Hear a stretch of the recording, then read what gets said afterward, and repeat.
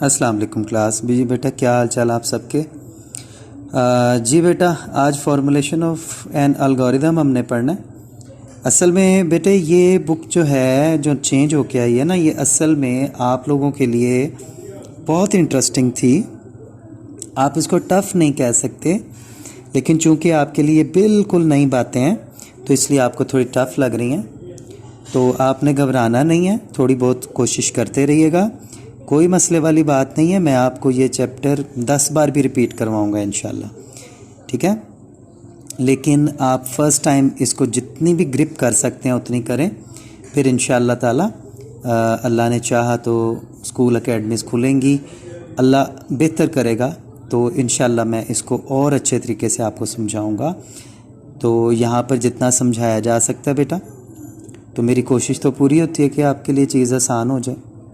ले जी, algorithm formulation का मतलब ये होता है कि आपने अलगोरिदम कैसे बनाना है।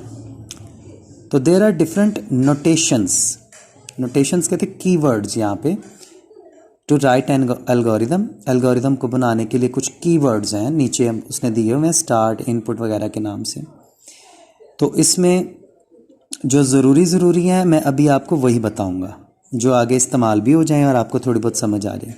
तो सबसे पहले हमने क्या करना होता है, एल्गोरिदम लिखते हुए सबसे पहले देना होता है स्टार्ट, ठीक है। ये स्टार्टिंग पॉइंट होता है, इसमें हमने लिखना होता है स्टार्ट, ठीक है।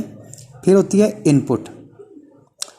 ये इस्तेमाल होती है बेटा बेसिकली जो डाटा आपने देना होता है उसको स्टोर करने के लिए इनपुट। जैसे अगर आपने लिखना है कि 5 नंबर्स को जमा करने का अलगोरिदम बनाएं, तो आप इनपुट में लिखोगे 5 नंबर्स, जैसे 1 2 3 4 5 प्लस के साइन के साथ, ठीक है। नहीं, सिंपल आप लिखोगे इनपुट में। तो input, it is use to get input from the user. तो यूज़र जो इनपुट देता है अपने मसले के हिसाब से, अपने प्रोग्राम के हिसाब से, and stored it in computer memory with some name. With some name, name का मतलब होता है किसी वेरिएबल वगैरह के नाम के साथ, ठीक है। तो जैसे आप input x is equal to 1 plus 1 2 3 4 5 6 7 करके नंबर्स दे सकते हो। तो किसी एक नाम के साथ वो कह रहा है। अब नेम का मतलब होता है वेरिएबल नेम, यानी आप अपना data x is equal to करके भी दे सकते हो इसके अंदर, ठीक है। फिर आ जाता है बेटा सेट। सेट का मतलब यहाँ पे ये होता है कि it is use to give name to data. Computer memory, it is also used to update the value of existing file, ये डाटा।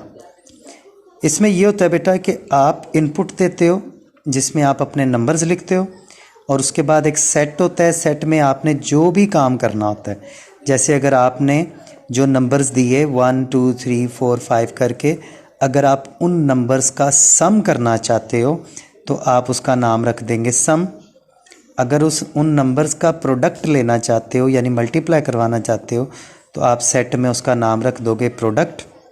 और अगर आप एवरेज लेना चाहते हो तो आप प्रोडक्ट में नाम लिख दोगे, उसमें सेट में नाम लिख दोगे एवरेज। तो वो कहता है सेट बेसिकली इस्तेमाल किया जाता है डाटा जो मेमोरी में होता है उसका एक नाम लिखने के लिए ये इस्तेमाल किया जाता है, ठीक है। इफ़ एल्स और गो टू, ये अभी मैंने आपको नहीं बताने, ये आप छोड़ दें। फिर output, it is use to display values, और फिर उसके बाद आखिर में स्टॉप। अब आगे एक एल्गोरिदम छोटा सा बना हुआ, वो कहता है कि एक एल्गोरिदम लिखो जिसमें 5 नंबर्स होंगे, यानी 5 गिवन नंबर्स होंगे, तो उन नंबर्स का सम भी करना है, प्रोडक्ट भी करना है और एवरेज भी करना है। एल्गोरिदम बनाओ। तो हम कहते हैं जी स्टेप 1 स्टार्ट, स्टेप 2 इनपुट। कितने नंबर्स हैं? 5। तो हम लिख देते हैं नंबर 1 2 3 4 5, ठीक है। इसको N1 N2 N3 N4 N5 भी कह सकते हो, खाली 1 2 3 4 5 भी लिख सकते हो, N0 से N4 तक 5 नंबर्स भी दे सकते हो, ठीक है। वो आपकी मर्ज़ी है, जैसे मर्ज़ी आप डाटा दे सकते हो इनपुट में, ठीक है। उसके बाद आ जाता है सेट। अब जैसे कि आपको पता है बेटा, सेट में था, मैंने बताया था कि आप सेट में जो भी आपने इनपुट दी होती है उसको एक नाम देते हो, यानी एक फॉर्मूला देते हो। अब सेट में सबसे पहले आपने क्या करना है, लिखा हुआ है सम, तो आप करोगे सेट सम 2, ठीक है, 2 n0 n1 n2 n3 n5 और इसमें प्लस के निशान। तो इस सेट का मतलब है कि आपने पांचों नंबरों को प्लस कर लिया।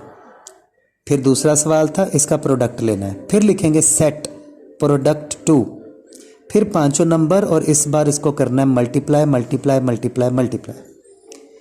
फिर उसके बाद वो कहता है एवरेज लेनी है। एवरेज का फॉर्मूला होता है सम डिवाइडेड बाय टोटल नंबर्स। तो एवरेज का फॉर्मूला क्या था, सम में आता है n0 n1 n2 n3 n5, सारों को प्लस कर लिया, डिवाइड कर दिया, ये कितने नंबर्स हैं टोटल 5, तो 5 पे डिवाइड कर दिया, ये एवरेज आ जाएगी।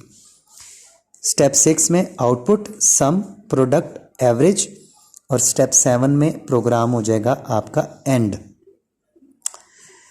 ठीक है, तो बिल्कुल बेटे कोई पैनिक सिचुएशन नहीं है, आपने इसको ज़रूर समझना है, कोशिश करनी है, कोई बात नहीं है। आपने फर्स्ट टाइम करना है, मुझे पता है आपको बहुत दिक्कत होगी, कंप्यूटर आपको बहुत मुश्किल लग रही होगी, लेकिन डोंट पैनिक। एक काम को अगर बार बार किया जाए तो वो आसान हो जाता है। एक बार कर लेंगे, 2 बार कर लेंगे, 3 बार कर लेंगे, तो आपने घबराना नहीं है और अच्छी तैयारी करनी है, कोशिश करनी है, जहाँ तक ये मेंटेन हो सके करें। इंशाअल्लाह ताला ये होगा और ज़रूर होगा इंशाअल्लाह। ओके बेटे, अल्लाह हाफिज़।